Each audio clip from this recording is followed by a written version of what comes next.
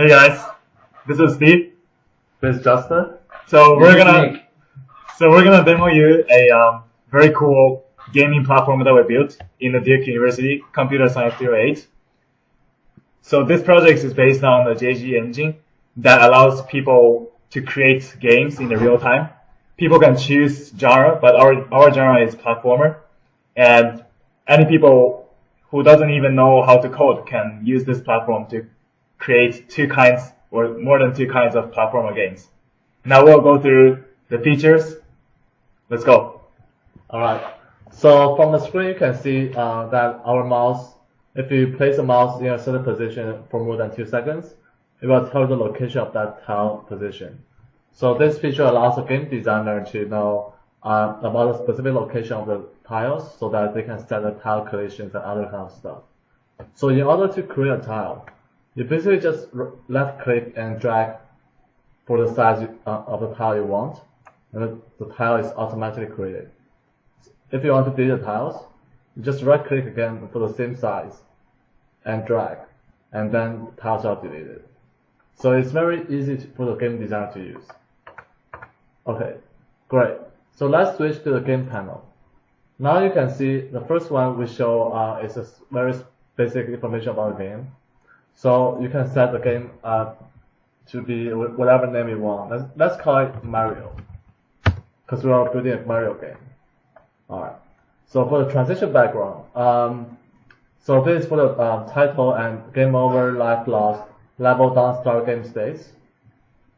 In the live editing mode, we do not show those states, but if you set it, when you reload the game, you will see the effects.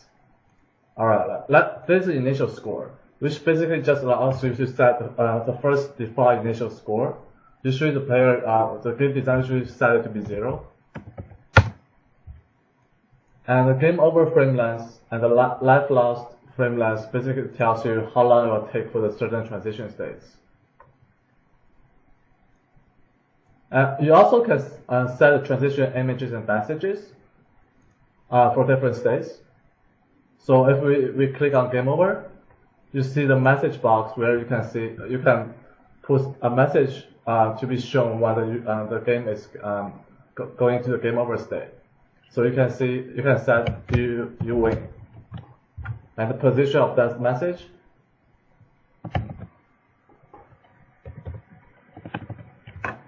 And Y position. This will be shown when you reload the game. Alright. And gravity magnitude, the default is 0.1, and you can set it to be 0.5.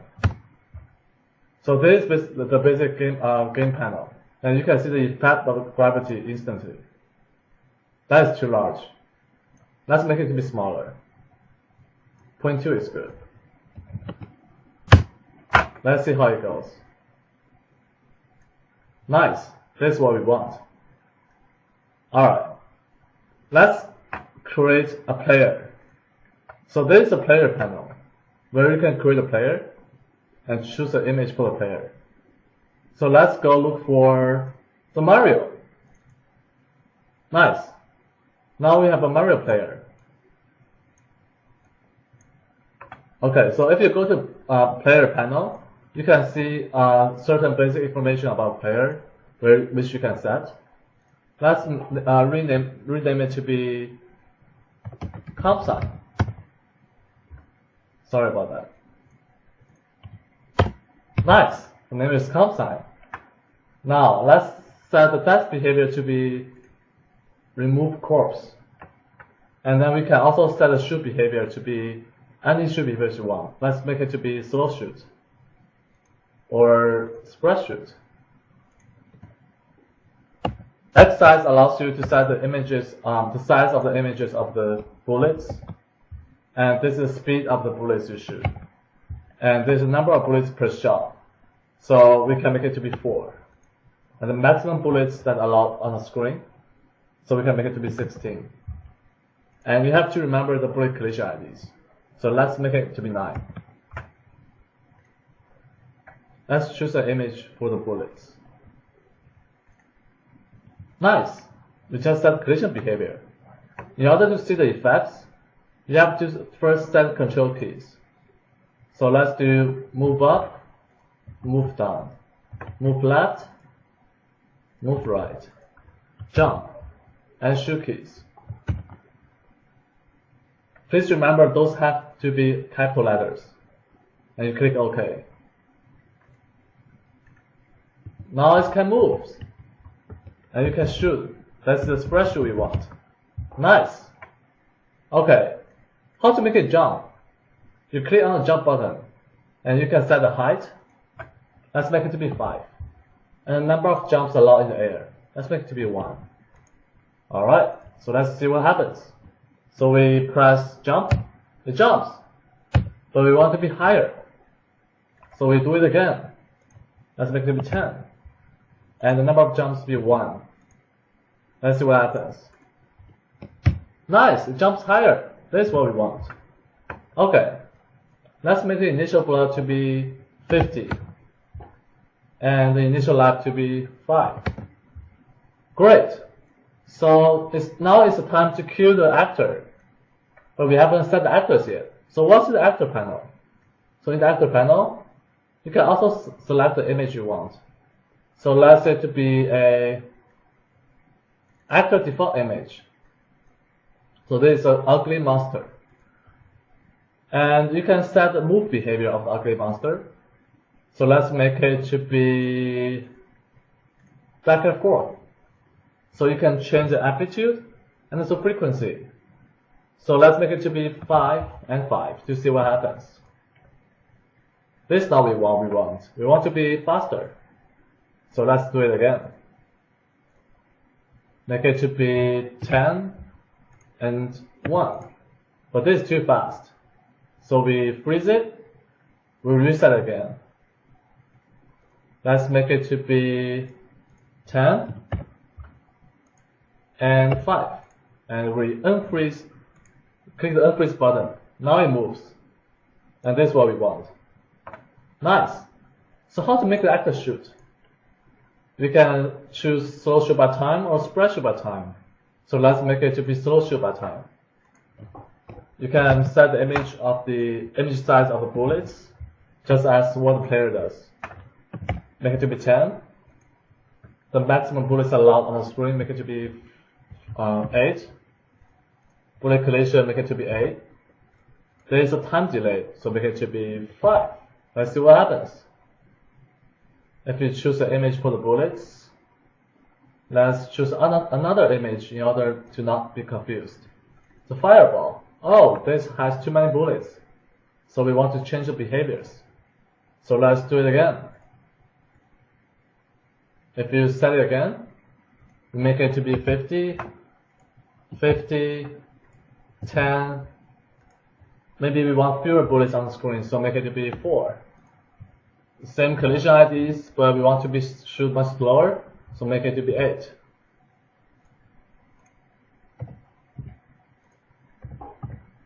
Nice. Let's see what happens.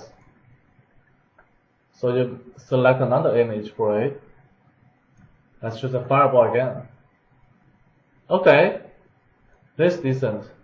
We'll go with this. And for the death behavior, we'll make it to be just a regular death. And you can also reset the collision ID. But for now, let's make it 2. And you can also reset the initial blur, but for now, we'll make it 20. Great. So how to make the actor to kill the player? So now we go to the collision. We can also animate the actors, by the way. So if you freeze it, you click actor, you click animate actor. You can select different images for the moving patterns. So let's make it to be a left image for the backward move.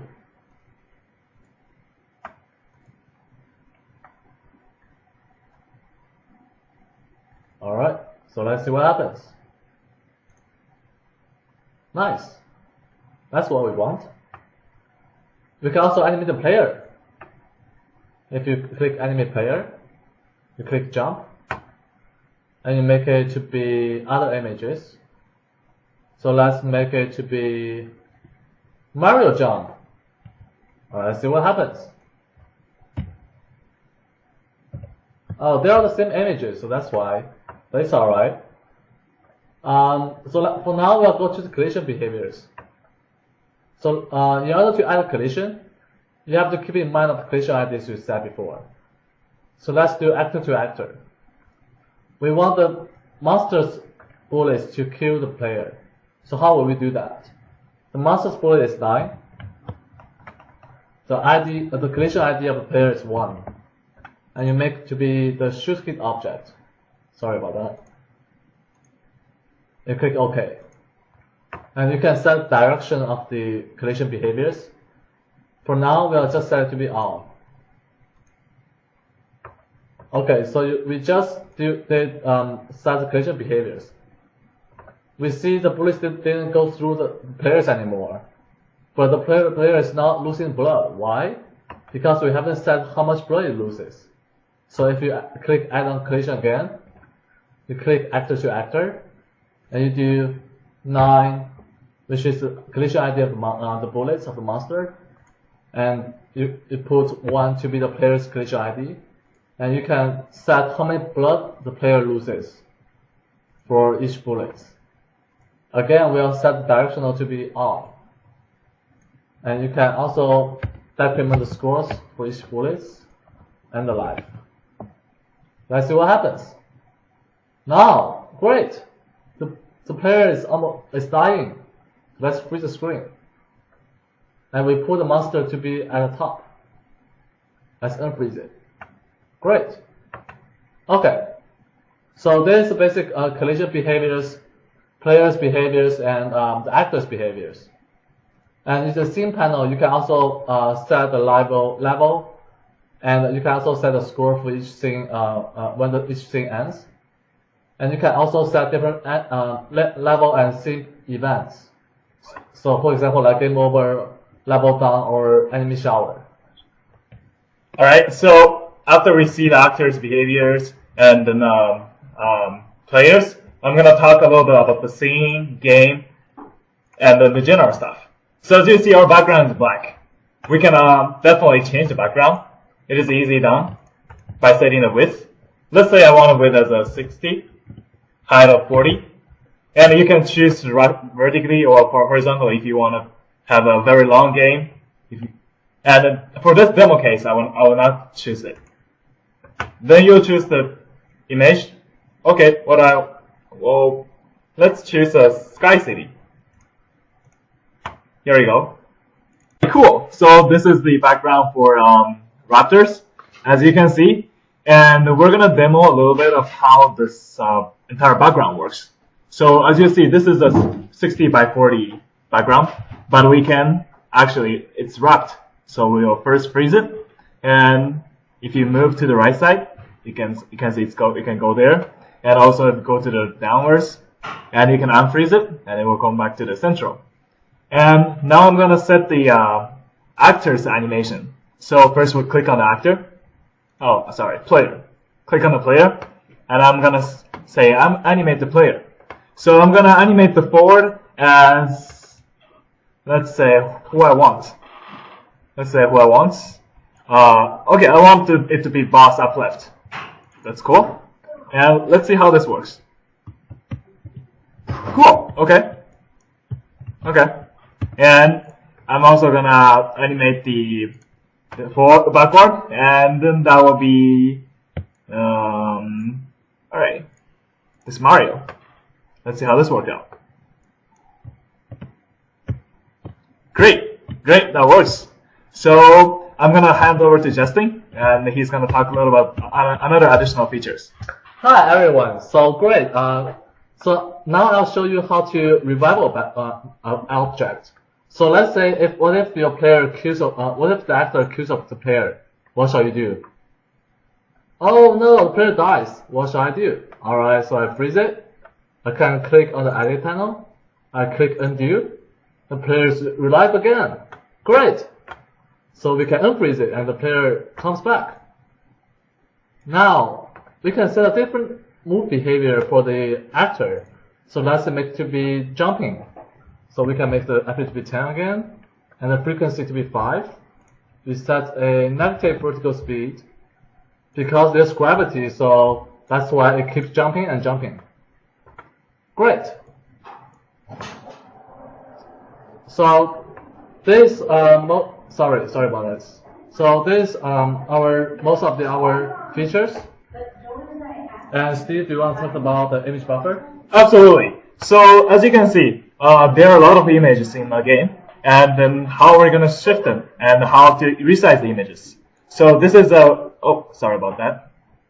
So the actor moving forward and backward is actually one example of image buffer. So previously these two objects, this Mario and this ugly looking guy, actually have a different size, but we are using this image buffer that automatically resizes the image back to it. So you can see that this shifting and then changing is smooth and seamless.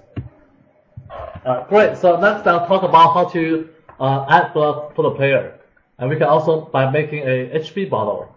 So first we'll freeze the screen, and then we'll create another actor, which will make the image to be the mushroom. So if the player eats a mushroom, it will add blood to the player. So let's pick the image of the mushroom, which is this one. Nice. And in order for the blood to work, we have to set the collision behavior. So let's reset the mushroom's collision color to be 3. Great.